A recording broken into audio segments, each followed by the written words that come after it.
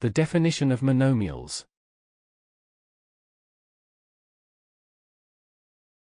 In Chapter 6, we briefly mentioned the concept of monomers and polynomials. Thus, a monomial is an algebraic expression consisting of the product of a real number called a coefficient, and one or more letters representing variables, which are raised to certain natural powers. For example, we have the following shown on screen. Are all monomials, as all variables are preceded by a number, coefficient, and moreover, the variables are raised to positive integer powers. On the other hand, we have the following shown on screen. Are not monomials, as their variables are not always positive integers. Indeed, from the properties of indices and roots, more specifically, 1 over xn equals x minus north and square root of x equals x1 over 2, we can write the previous expressions as the following shown on screen. We have the following shown on screen.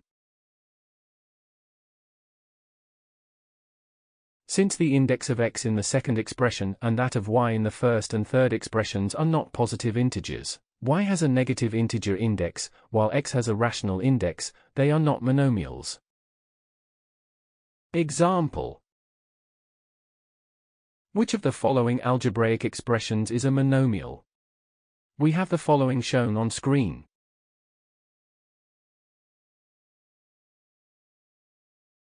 Solution: A. The expression is shown in the following on screen. Is a monomial, because it contains a rational, and therefore real, number, 2 over 3, as a coefficient, which precedes three variables x, y and z, raised to the fourth, first and fifth power respectively, i.e. all variables are raised in natural powers. B. The expression is shown in the following on screen. Is not a monomial, because one of the variables, variable x, is rational, therefore not natural, as its index is 1 over 3. C. The expression is shown in the following on screen.